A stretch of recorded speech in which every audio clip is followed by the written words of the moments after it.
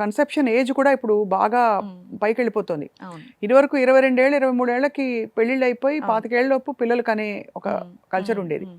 ఇప్పుడు ma'am I think 30-35కి they are planning మెల్లిగా. 30-35కి మ్యారేజ్ చేసుకుంటున్నారు. అది 30-35కి కెరీర్ అనో లేకపోతే ఇంకేదన్నా రీజన్ కరెక్ట్ పార్ట్నర్ దొరకట్లేదనో మ్యారేజ్ అనేదే పోస్ట్పోన్ అవుతుంది.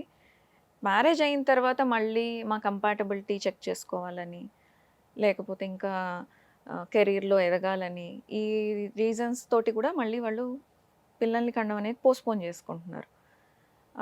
దానివల్ల ఫర్టిలిటీ ఆటోమేటిక్గా డ్రాప్ అవుతుంది. ఆ ఏజ్ ఫ్యాక్టర్ వల్ల డ్రాప్ అయిపోతుంది. ప్లస్ దానికి తోడు వాళ్ళ ఆ ఏజ్లో పీక్ కెరీర్స్లో ఉంటారు. రెస్పాన్సిబిలిటీస్ ఎక్కువ ఉంటాయి, స్ట్రెస్ ఎక్కువ ఉంటుంది.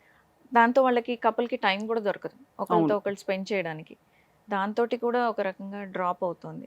అండ్ హెల్త్ ఇష్యూస్ అనేవి రావటం అప్పుడే స్టార్ట్ అవుతాయి.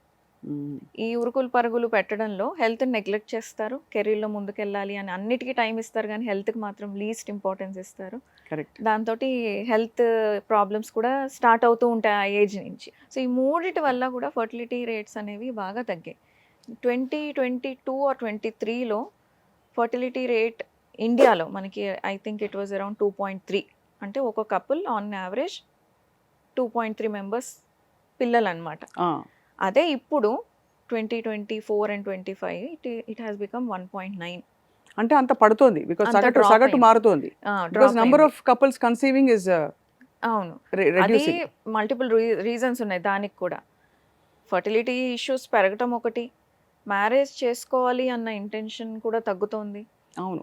మ్యారేజ్ చేసుకున్న పిల్లలు లేకుండా ఉందాము అని ఆ పాయింట్ ఆఫ్ టైంలో అనుకుంటారు. మళ్ళీ 40-45కి వచ్చేసరికి అప్పుడు వేరే వాళ్ళని, వాళ్ళ కొలీగ్స్ని లేకపోతే వేరే వాళ్ళని చూసినప్పుడు మళ్ళీ మాకు కావాలి అని ఆ ఏజ్లో వస్తున్నారు.